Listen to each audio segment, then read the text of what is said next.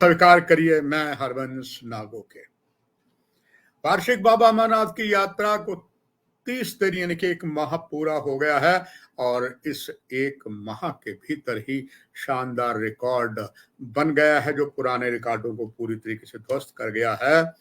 एक माह में 4,58,786 भक्तों ने दर्शन किए हैं यानी कि 4,58,786 और सौभाग्य से लास्ट वाले 3 शब्द 786 यानी कि 786 हैं। कल 6,905 भक्तों ने गुफा के दर्शन किए। 12 साल का ये रिकॉर्ड टूटा है एक 4,58,786 यात्रियों के दर्शन करने का। हालांकि अभी यात्रा लंबी बाकी है क्योंकि अभी एक माह हुआ है, 62 डेज की यात्रा है। 12 साल का रिकॉर्ड टूटा है। अगर अतीत के पन्नों में जाकर देखें तो वर्ष 2011 में 6,35,000 श्रद्धालुओं ने दर्शन किए थे 2 माह की अवधि में और 2012 में 6,20,000 के।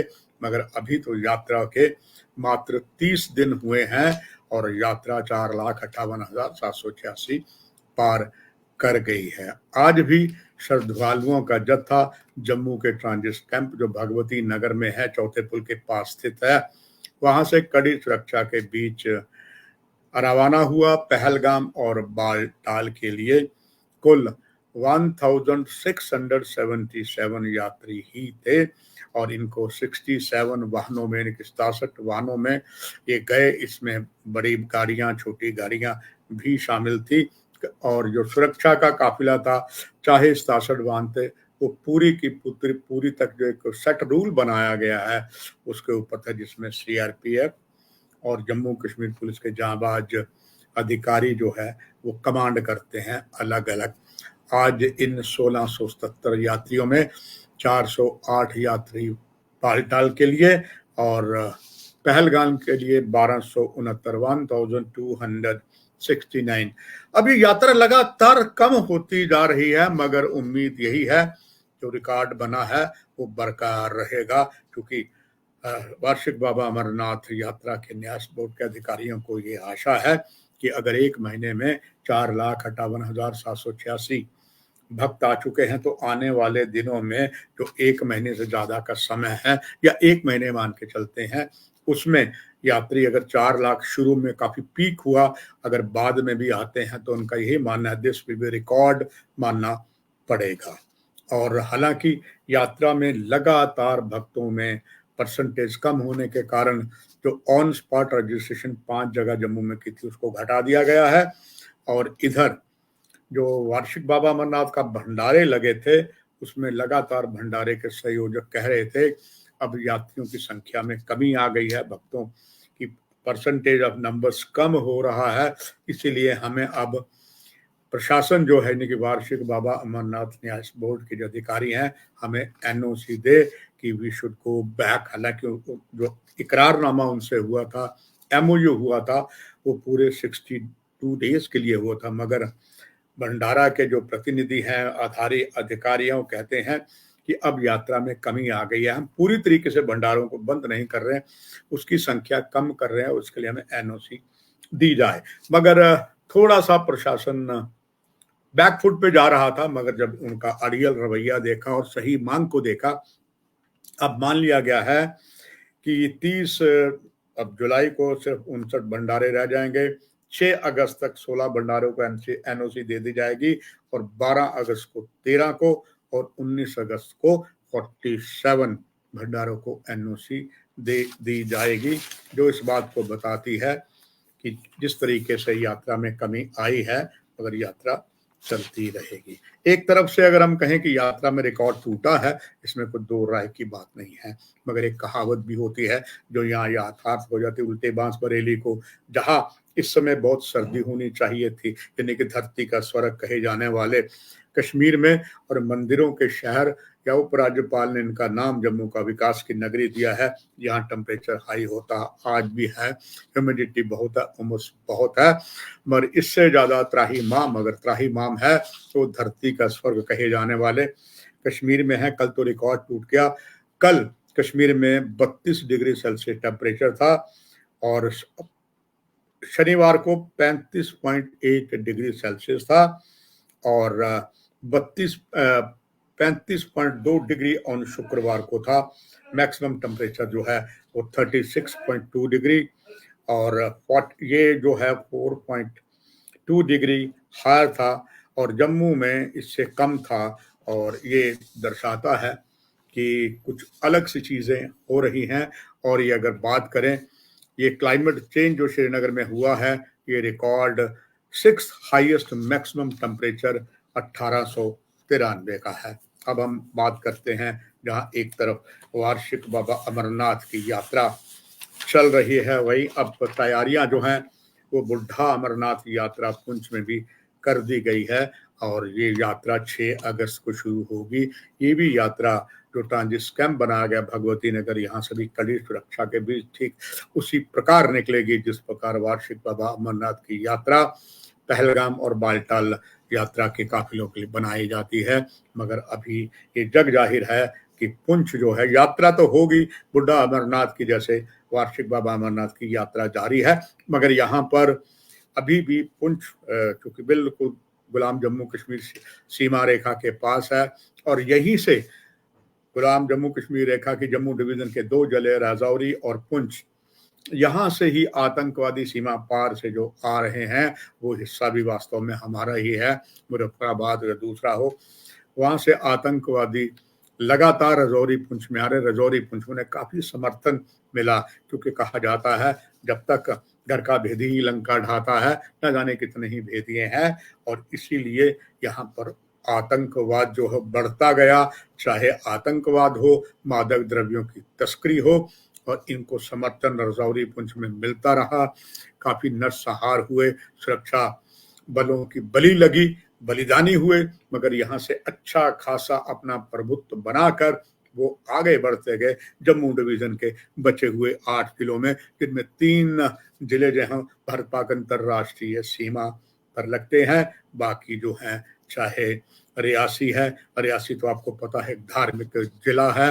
यहाँ पर एक तरफ माँ भगवती की पवित्र गुफा है, वहां पर दूसरी तरफ और भोले शंकर का स्थान भी शिवखोड़ी है। उसके साथ आगे चले तो देवक नगरी आता है जहां नॉर्दर्न कमांड का ऑफिस है। न केवल नॉर्दर्न कमांड का, सीमा सड़क संगठन का भी हेडक्वार्टर यहाँ है। साथ ही साथ देवक नगरी का एक अपना धार्मिक बहुत बड़ा अस्तित्व भी है वहां पर भी। उसके साथ लगते हुए चाहे रामबन है और चाहे इधर आगे आते हुए उधमपुर से आगे हम चलते हुए चाहे डोडा की बात करें या हम बात करें अंतरराष्ट्रीय सीमा के जिला कठुआ की, सांबा की, यहाँ पर लगातार आतंकवादी जंगलों में अपनी जगह बना चुके हैं। पूरी कोशिश चल रही है सुरक्षा बलों की इनका काम तमाम किया जाए, मगर लगता है अभी दिल्ली दूर नजर आती है। और यहाँ बुढ़ा अमरनाथ यात्रा के बारे में आपको बता रहा था, यहाँ पर भी रात को भी कल संदिग्ध आतंकवादी देखे गए हैं लोगों ने। ये मगनाड़ गांव है ये, और दूसरा जो है पुंछ जम्मू सड़क मार्ग पर भैंच गांव है जो मेंढर की कृष्णा घाटी में स्थित है। यहाँ पर भी आतंकवादियों की सक्रियता देखी गई है। कुछ चीजें बड़ी महत्वपूर्ण और हुई हैं राजनीतिक तौर पर, उसमें यह है कि केंद्र शासित प्रदेश लद्दाख को स्वायत्त पहाड़ी विकास के परिषदों के 4 नए जिले, लद्दाख को स्काउट के तहत सेना की एक और बटालियन और 8वीं अनुसूचित में बोटी भाषा को शामिल करने, करगिल में काम तेजी में लाने के माध्यम से भूमि संस्कृति को और तेज करने के लिए और भारतीय संस्कृति, नौकरियों को आदि सुरक्षा के लिए उपाय मिलने की संभावना। एक प्रतिनिधि मंडल केंद्रीय गृह मंत्री श्री अमित शाह से मिला। खबर यह है कि श्री अमित शाह ने यह भी उन्हें आश्वासन दिया हवाई अड्डे और नागरिक विमानों में नोब्रा हवाई अड्डे पर उतरने की अनुमति भी दी जा रही है। केंद्रीय गृह मंत्रालय द्वारा इन सभी पर विचार कर रहा, जल्दी इनकी मंजूरी दे दी जाएगी, ऐसी पूरी आशा है। और ये अपने आप में एक बड़ा ही सुखद कदम होगा इस चीज को मिलाकर। और इधर राजनीति चल रही है। पहले डॉक्टर फारूक अब्दुल्ला ये बयान करते थे कि आप जो इस समय आतंकवाद दनदना रहा है जम्मू कश्मीर में, शांति के लिए पता भी है कि आतंकवाद जो है हमारे पड़ोसी देश पाकिस्तान ने यहाँ फैलाया हुआ है। डॉक्टर फारूक अब्दुल्ला तो मांग ये करते रहे हैं कि इसमें शांति के लिए आप पाकिस्तान से बात कीजिए। हालांकि जब डॉक्टर फारूक अब्दुल्ला से बात करते हैं तो यहाँ पर कुछ मीडिया में हमेशा ही उनके खिलाफ राजनीतिक तस्करों के अग्नि बाण शब्द जो है उनकी तरफ फेंके जाते हैं। मगर अब महबूबा मुफ्ती ने भी एक जो पीडीपी की आजकल सर्वो सर्वा हैं, ये आप पहले लोकसभा की सदस्य रही हैं, विधायक रही हैं और साथ ही साथ जम्मू कश्मीर की मुख्यमंत्री भारतीय जनता पार्टी को 7 साल लेकर ये गठबंधन सरकार में वो भी करती रही हैं। अब महबूबा मुफ्ती ने डॉक्टर फारूक अब्दुल्ला से एक अलग सा बयान दिया है। संभवतः है आप देखेंगे जब यह बयान, जैसे मैं आपको यहाँ बता रहा हूँ, आज कई जगह इस पर चर्चा होगी। महबूबा मुफ्ती ने केंद्रीय गृह मंत्री श्री अमित शाह को कश्मीर के मुद्दों पर बातचीत के लिए क्रॉस एलओसी पैनल बनाने का आग्रह किया। क्रॉस एलओसी यानी कि एक जम्मू कश्मीर हमारा है, दूसरा वो कश्मीर जो है हमारा है मगर पाकिस्तान के कब्जे में है जिसे कई लोग गुलाम कश्मीर कहते हैं, कोई गुलाम जम्मू कश्मीर कहते हैं, कोई पीओके पाक ऑक्युपाइड कश्मीर कहते हैं। बात एक ही है पर कहने के अंदाज अपने अपने। राष्ट्रीय भाषा हिंदी के जो है वो है गुलाम कश्मीर, यानी कि हमारे कश्मीर को पाकिस्तान ने गुलाम बनाया हुआ है। और जहां तक अंग्रेजी की बात है उसको पीओके पाक ऑक्युपाइड कश्मीर।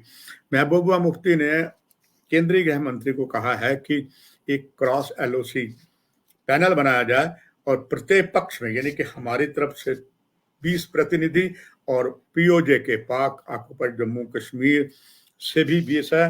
उन्होंने कहा कि मेरा एक अनुरोध है, जब तक आप ये हिस्सा वापस नहीं ले लेते, आपको याद होगा प्रजातंत्र का सबसे बड़ा मंदिर जो विश्व में कहा जाता है वो है भारत की लोकसभा। और लोकसभा में ये सर्वसम्मति से 89-90 में जब देश के प्रधानमंत्री नरसिम्हा राव थे, कांग्रेस का शासन था, तब ये सर्वसम्मति से एक बिल पारित किया गया था कि पाकिस्तान के कब्जे वाले कश्मीर को हटाना है। यही कश्मीर का एकमात्र समाधान है। मगर वो अभी तक तो किया नहीं। तो यहाँ पर वो कहावत याथार्थ हो जाती है, ना नौमन तेल होगा ना राधा नाचेगी। शायद इसी का राजनीतिक लाभ उठाते हुए शब्दों के बहुत प्यारे से राजनीतिक अनवही तस्कर के तीर जो हैं वो बाण उन्होंने केंद्रीय गृह मंत्रालय की ओर दिए हैं कि उन्होंने कहा है कि मेरा आपको अनुरोध है, जब तक आप गुलाम जम्मू कश्मीर को वापस नहीं लेते तब तक कश्मीर और उस कश्मीर के प्रतिनिधियों की एक समिति बनाइए ताकि हम एक साथ लाएं। हम साल में 2 बार बैठक करेंगे। जैसे हमारा कश्मीर में तो बहुत कुछ हमें विकास मिला है, ये बात अलग है। राजनीतिक दल अभी भी कहते हैं, जैसे नेशनल कॉन्फ्रेंस के सांसद जो एक बहुत बड़े धार्मिक नेता भी हैं, उन्हें पीर माना जाता है मुस्लिम समुदाय के काफी वर्गों में। मियां अल्ताफ जिनके आदरणीय पिता जो इस संसार में नहीं है, वो बहुत बड़े धार्मिक गुरु थे और वो श्रीमती इंदिरा गांधी के भी बहुत नजदीकी रहे हैं। उन्हें बहुत अवार्ड भी सम्मानित किया गया था। उन्होंने उन्हीं के जो बेटे हैं, मेंबर ऑफ पार्लियामेंट हैं, पहले जम्मू कश्मीर में स्वास्थ्य मंत्री हैं, कुछ और मंत्री, मियां अल्ताफ, उन्होंने ये कहा था कि उन्होंने जब बजट के ऊपर अपनी बात रखी, उन्होंने कहा कि आप इसे बेशक यूटी कैम्प जीटू मानते ही नहीं है, ये तो हमारे जम्मू कश्मीर राज्य है और आपको राज्य का दर्जा देना ही है। हम तो इसे यूटी मानने को तैयार नहीं है। और उसके लिए ये बात उन्होंने कही है। और इस समय महबूबा मुफ्ती ने बात अटल जी की है और हमेशा आप देखें जो पीडीपी है हमेशा अटल जी के दिए हुए बयानों पर, कश्मीर पर सदैव उसी पर वो मांग करते हैं कि जिस तरीके से अटल जी ने बातें कही थी। उन्होंने कहा था अमित शाह जी को एक उन्होंने चैलेंज दिया है, क्या आपके पास साहस है अमित साहब, आप कहते हैं कि आप उस कश्मीर को वापस लाएंगे, यह कश्मीर वह कश्मीर बहुत दूर है, उनके 20 प्रतिनिधियों से हमारी बात तो करवाइए, हम दोनों मिलेंगे, क्या आप ऐसा कर सकते हैं? क्या आप ऐसा करने का साहस रखते हैं? क्या आपके अंदर भी वाजपेयी जैसी देशभक्ति है, कुछ झलक लगता है आदरणीय महबूबा मुफ्ती कुछ ज़्यादा ही बोल गई। सबसे बड़ी अगर देशभक्ति सब में है, भारत के कण-कण में है, भारत के हर नेता पर है, जो देश की गृह मंत्रालय की कमान संभाल रहे हैं, उन पर ये कहना अमित शाह जी पर आपने देशभक्ति क्या देशभक्ति है, तो थोड़ा मैं समझता हूँ जाने-अनजाने में महबूबा जी कुछ ज़्यादा ही शब्द बोल गई। शायद उनका आज कई नेता विरोध भी करेंगे। हमें अपने भारत के चाहे प्रधानमंत्री हैं, गृह मंत्री हैं, रक्षा मंत्री हैं, जितने मंत्री हैं, हमें उन पर अभिमान है। अलबत्ता अगर उनकी मांग देखा जाए, ऐसे ही कुछ जो बात थी, बात कहते हैं बात करने से बात करती है। उनके पिता हमेशा ही मुफ्ती मोहम्मद सैयद कहते हैं, बात गोली से नहीं बनती, बात बोली से बनती है। ये तथ्य भी सही है। आपको याद होगा इस समय इस संसार में नहीं है प्रोफेसर भीम सिंह, उन्होंने पूरा दुनिया का टूर मोटरसाइकिल पर लगाया था। उन्होंने भी ऐसी ही दो पाक जम्मू कश्मीर ऑक्युपाइड जिसे हम बोलते हैं, जम्मू के नेताओं के साथ मिलकर बात करने का एक क्रम चलाया था और निश्चित तौर पर उसका लाभ भी हुआ था। ये बात है कि कोई भी चीज़ जो है पूरी तरीके से आगे नहीं बढ़ी। आइए कुछ स्थानीय खबर आपको बताता हूं जिससे प्रमाण हो जाता है कि इस समय जम्मू कश्मीर का जो प्रशासन है वो कहावतियां पूरी तरीके से याथार्थ कर जाता है कि हाथी के दांत खाने के और दिखाने के। और आप अंदाजा लगाइए, इस समय कठुआ जो आतंकवाद ग्रस्त क्षेत्र है, वहां पर बिलावर में एक नर्सिंग कॉलेज की इमारत है। 4 साल पहले ये इमारत बनकर तैयार हो गई थी। संबंधित निर्माण विभाग ने इसको बनाया, लोक निर्माण विभाग ने बनाया था, बन के तैयार हो गई है। मगर यह मालती पंचायत है, वहां का क्षेत्र है और उस बिलावर में इसको अभी तक हेल्थ डिपार्टमेंट को दिया ही नहीं गया है। इससे बड़ा और दुर्भाग्य क्या हो सकता है। जो लगातार नेता ये कह रहे हैं कि यहाँ की ब्यूरोक्रेसी है वो पूरे तरीके से अपने मनमर्जी करती है, कुछ तो कहते हैं वो किसी की परवाह नहीं करते। और अगर आप कहें तो बयानों में जो आरोप लगाते हैं उनको निराधार आरोप नहीं बता सकते, और ये साक्षात प्रमाण है। और उससे दुर्भाग्य ये है कि ये बिल्डिंग खाली है। खबर वहां से आ रही है प्रमाणों के सहित कि इस बिल्डिंग में जो पूरी खाली है, शाम को यहाँ पर अलग गलत लोग जहाँ होते हैं, किस तरीके, चाहे वो नारकोटिक के हैं या आतंकवाद से संबंधित है, कुछ यहाँ बैठ के बैठकें करते हैं। और प्रशासन को काट मार गया है। प्रशासन खास करके कठुआ का कुंभकर्ण की नींद में सोया हुआ, कब जागेगा ये तो भगवान ही जाने। या इसकी नजर तो जरूर लेफ्टिनेंट गवर्नर मनोज सिन्हा उनके अधिकारी रखते हैं, वो उस पर एक्शन लेंगे। क्योंकि आश्चर्य की बात और बड़े बेबाकी से वहां के बीएमओ हरविंदर सिंह, उन्होंने कहा जी ये तो उच्च अधिकारियों का काम है, मेरा क्या काम है, वही जाने कब यहाँ करेंगे, अब बताइए। यही बस नहीं, डॉक्टर मनोहर लाल इसी क्षेत्र के हैं, वेरी एजुकेटेड पर्सन, मिनिस्टर रहे हैं, कांग्रेस में है, फिर एक बार दल छोड़ दिया था, फिर कांग्रेस में आ गए, वो इस मंत्री हैं। वो भी कहते हैं सरकार कार्रवाई करे। अब इनसे पूछिए मनोहर लाल जी को, आप वैसे तो महंगाई की मार को लेकर कांग्रेस रोज करती आंदोलन करती है, 144 को तोड़ती है, इस मुद्दे पर जो वहां के क्षेत्रों में आपने एक बार भी कोई विरोध प्रदर्शन प्रजातांत्रिक ढंग से नहीं किया। खैर अपनी अपनी मर्जी होती है, अपना जो काम है आप तक बात पहुंचानी। मगर इसमें एक और बड़ा सवालिया निशान है। बहुत भरोसेमंद सूत्र हमें बताते हैं कि चूंकि इसी क्षेत्रों में आतंकवादी दंदना रहे हैं, अभी तक वो सुरक्षा बलों की गिरफ्त से बाहर है। मगर कहते हैं बकरे की मां कब तक खैर मनाएगी। आखिर सुरक्षा बल वहां जो लगे हैं, और उसमें जहां भारतीय सेना के जांबाज पैरा कमांडोज भी हैं और सीआरपी भी है और भी हैं, मगर इनके लिए दुर्भाग्य है कि बिल्डिंग खाली है। यहाँ पर जो वहां पर तैनात सुरक्षा बल वाले हैं उनके पास गोला बारूद भी है, मगर उनके पास उनका गोला बारूद एक तंबुओं में, टेंट में पड़ा हुआ है। अगर ये बिल्डिंग उन्हें भी दे दी जाती है, अगर नर्सिंग कॉलेज को नहीं देती है, तो कम से कम सेफ्टी रहती। अब प्रशासन ही जाने कि क्या वो ये चाहती है। जिस तरीके से आपको याद होगा इसी क्षेत्र में जो सेना के ट्रक पर आतंकवादियों ने हमला किया था, तो सेना का जो बड़ा ट्रक था उसके ऊपर तरपाल था, उससे ग्रेनेड दागा था और दर्शक मैं उनका आभार प्रकट करता हूं जो लगातार इस कार्यक्रम को मेरे को देखते हैं। उन्होंने कहा भी था, ये बात मैंने पहले ही मुद्दा उठाया था, it should be bullet proof. वहां जो वाहन चलते हैं उनका कम से कम ऊपर रूफ है, it should be bullet proof. अब अगर वहां पर क्षेत्र में सूत्र बताते हैं कई जगह पर जो गोला बारूद आतंकवादियों को काम तमाम करने के लिए रखा गया, खुले में रखा गया है, और अगर ऊपर कोई गुफा में छुपा हुआ आतंकवादी ऊपर से एक ग्रेनेड लॉन्चर भी चला, कितना नुकसान होगा। मगर ये बिल्डिंग खाली है, ना तो नर्सिंग कॉलेज को दी गई और ना ही सुरक्षा बलों को यहाँ पर रहने की इजाजत दी गई। इससे बड़ा दुर्भाग्य क्या हो सकता है। तभी तो कहते हैं राशन पर भाषण है, भाषण पर राशन नहीं। आइए आखिर में हम बात करते हैं हमारे जम्मू कश्मीर के उपराज्यपाल श्री मनोज सिन्हा, जो 2 बार गाजीपुर संसदीय क्षेत्र से एमपी रहे हैं, मंत्री रहे हैं, आप तो जम्मू कश्मीर की कमान कर रहे हैं। और उनके संसदीय क्षेत्र में एक गांव है जिसमें 30,000 उस गांव ने सैनिक दिए हैं। अभी भी 15 से 20,000 सैनिक जो हैं भारतीय सेना में है, और इस गांव में अभी भी 15,000 भूतपूर्व सैनिक हैं।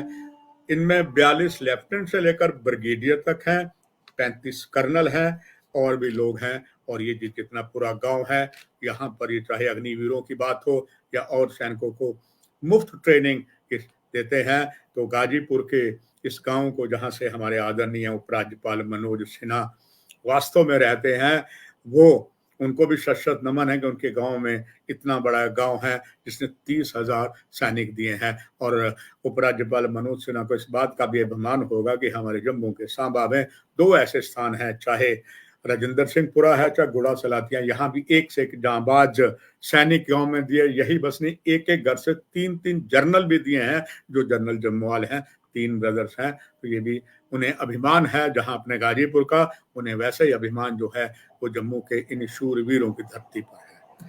चलिए दर्शकों, आज इस कार्यक्रम में इतना ही, और महत्वपूर्ण जानकारियां आप तक मैं लेकर आऊंगा। नमस्कार।